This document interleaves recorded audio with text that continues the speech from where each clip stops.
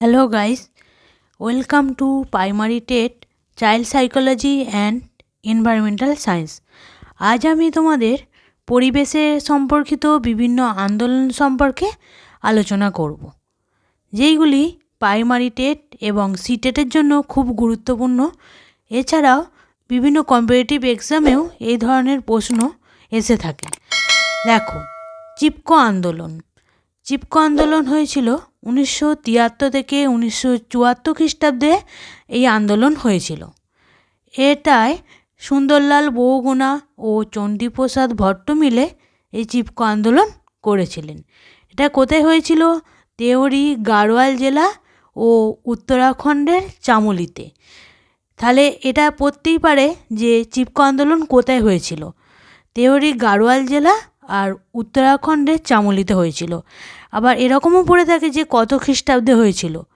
আবার সুন্দরলাল বহুগুণা ও চণ্ডীপ্রসাদ ভট্ট মিলে এটা করেছিলেন চিপকো আন্দোলনটা, সেটাও পড়ে থাকে। কিসের কারণের জন্য হয়েছিল?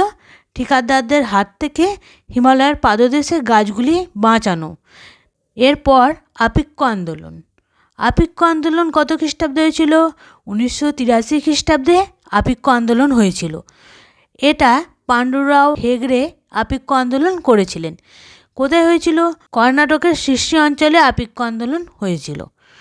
অরণ্য সংরক্ষণের জন্য এই আন্দোলন হয়। তারপর নর্মদা বাঁচাও আন্দোলন। নর্মদা বাঁচাও আন্দোলনও পড়ে থাকে যে কত খ্রিস্টাব্দে হয়েছিল?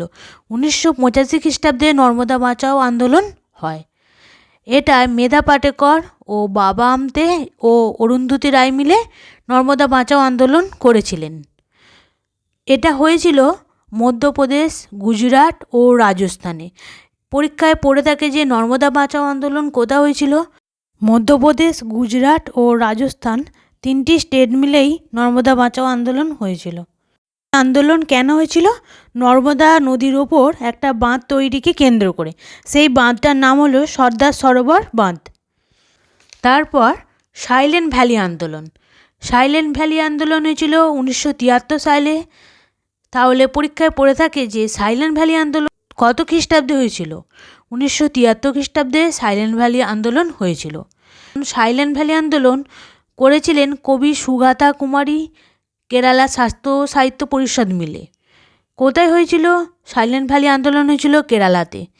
এটা জলবিদ্যুৎ প্রকল্পের হাত থেকে সাইলেন্ট ভ্যালিকে বাঁচানোর জন্য আন্দোলনটা হয়েছিল। বিষ্ণুই আন্দোলন। বিষ্ণুই আন্দোলন হয়েছিল অষ্টাদশ শতকে।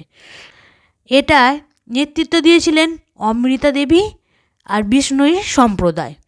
এর স্থান হচ্ছে রাজস্থান ও খেজারুলিতে। রাজস্থান ও খেজারুলিতে তাহলে বিষ্ণুই আন্দোলন হয়েছিল। রাজপ্রাসাদ তৈরির উদ্দেশ্যে পবিত্র গাছ কাটা এই আন্দোলনের মূল বিষয়। জঙ্গল বাঁচাও আন্দোলন। 1982 খ্রিস্টাব্দে জঙ্গল বাঁচাও আন্দোলন হয়। এটা সিংভূম জেলার আদিবাসী সম্প্রদায় মিলে করেছিল। ঝাড়খণ্ডের সিংভূম জেলায় হয়েছিল। জঙ্গল বাঁচাও আন্দোলন হয়েছিল ঝাড়খণ্ডের সিংভূম জেলায়। সরকারের শাল গাছ কেটে উচ্চ মূল্যের সেগুন গাছ লাগানোর বিরুদ্ধে এই আন্দোলন হয়। তারপর আসছে মিট্টি বাঁচাও আন্দোলন। মিট্টি বাঁচাও আন্দোলন হয়েছিল মধ্যপ্রদেশের হোশঙ্গাবাদে। মিট্টি বাঁচাও আন্দোলন তাহলে কোথায় হয়েছিল? মধ্যপ্রদেশের হোশঙ্গাবাদে। বীজ বাঁচাও আন্দোলন।